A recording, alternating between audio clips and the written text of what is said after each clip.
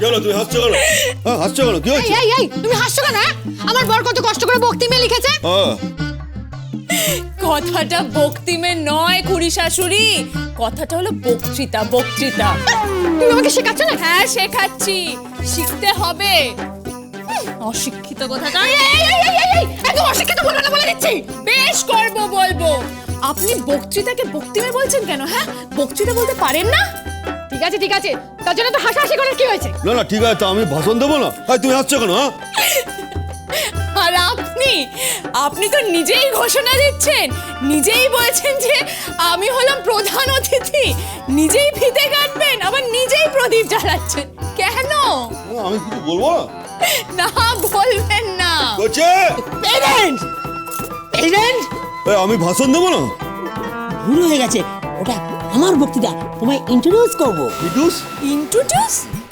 কথাটা হলো ইন্ট্রোডিউস নয়, ইন্ট্রোডিউস। যে ডুজি হোক, এর মানে কি আছে? মানেটা হচ্ছে যে আমি বলে দেবো আর তুমি ফিতে কাটবে।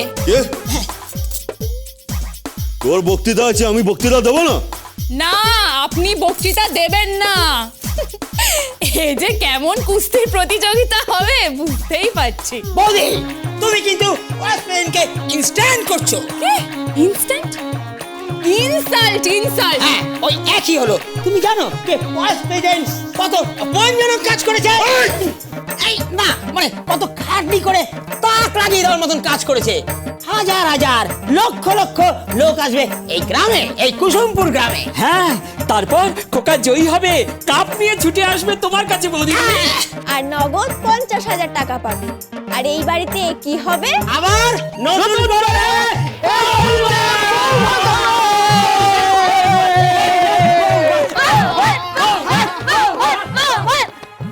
এগো শোনো কি আছে? বলছি যে তোমার আর উদ্বোধন করা হলো না। না আমি উদ্বোধন করবো না। ওই কাঁচি ফাঁচি চালিয়ে ফিতে কাটবো না, আমি বক্তৃতাই দেবো। হ্যাঁ প্রেসিডেন্ট ফিতে কাটাটাই আসল, প্রদীপ জ্বালানোটাই আসল। না কোচে, আমি নতুন পাঞ্জাবি পাজামা কিনেছি ভাষণ দেবো বলে, আমি ভাষণ দেবো। তখন থেকে যেটা বলছি সেটা তুমি বুঝতেই পারছো না। এক থাপ্পড় মারবো কোচে।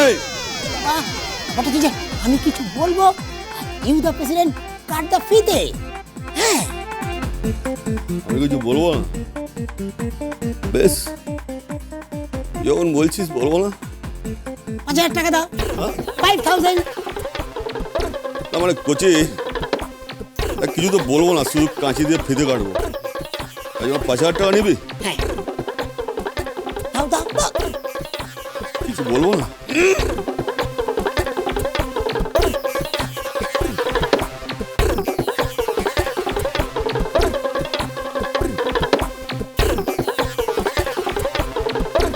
শোন না, কিছু বলি না। বস প্রেসিডেন্ট জিন্দাবাদ জিন্দাবাদ জিন্দাবাদ। বস প্রেসিডেন্ট জিন্দাবাদ জিন্দাবাদ জিন্দাবাদ। বস প্রেসিডেন্ট জিন্দাবাদ জিন্দাবাদ জিন্দাবাদ। আরে হ্যালো, আরে কাজকর্ম কর তোরা আগে। আই নো চল তাড়াতাড়ি যা। শুনছো? এদিকে এসো। কি হয়েছে? তুমি না খুব বোকা আছো। আমি? হ্যাঁ, কেমন টুপি দিল? ডুবে? কে আমার ডুবে দেবে? একটু ফিতে কাটবে, হ্যাঁ প্রদীপ জ্বালাবে, তার জন্য 1,000 টাকা দিয়ে দিলেন। তোমার তো বোকা কথা না আমি জীবনে দেখিনি। কেমন মাথা মুড়িয়ে বোকা বানিয়ে 5,000 টাকা নিয়ে নিল। এই এত বছর ধরে চেষ্টা করছো, এখনো মঞ্চে দাঁড়িয়ে একটু বক্তৃতা দিতে পেরেছো? শুধু তো টাকাই দিয়ে গেলে। খালি নিয়ে যায়, প্রদীপ জ্বালাও ফিতে কাটো, প্রদীপ জ্বালাও ফিতে কাটো। বোকা কথা কাটে। যে যাই বলো, ও ফিতে আমি কাটবো না, ও প্রদীপও আমি জ্বালাবো না, ভাষণ আমি দেবই। আজব চিড়িয়াখানা এই অযোধ্যা ভবন। ওরে বাবা রে, ওরে গেলু রে, রে বাবা রে, পায়ে কি যন্ত্রণা হচ্ছে রে। ওরে আমি আর কত সহ্য করব রে। জয় রাধে। ও বাবা, আর কি হবে, আর কি হবে? ও সেই পুরনো ব্যথাটা আবার বেড়েছে রে। ওরে পায়ের পাতা আমি ফেলতে পারছি না রে। ওরে বড্ড ব্যথা রে, কি করবো রে। জয় রাধে বড্ড ব্যথা রে করবো রে। এই যে ও রতন বউ আমার পায়ে একটু তেল লাগিয়ে দে না রে। তেল? কিসের তেল? ওই যে বুড়ির মন্ত্রপুত তেল, পাগলা বাবার তেল। ওই তেল দিয়ে দলাই মলাই করলে বুড়ির পায়ের ব্যথা কমে। ওরে তুই আমার খুব লক্ষ্মী বউ, আমার পায়ে একটু তেল লাগিয়ে দে না রে।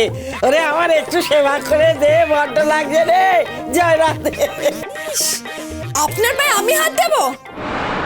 পা তো নয়, যেন ক্রোকোডাইলের শরীর। সেটা কি?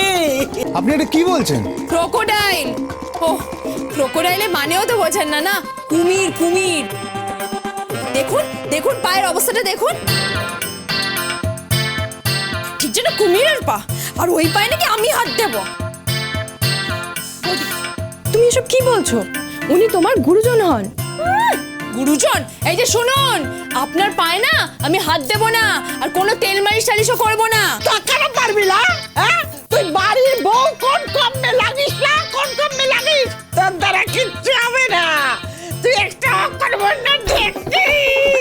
আরে দিন তো গেল, সন্ধে হলো, পার করো আমার।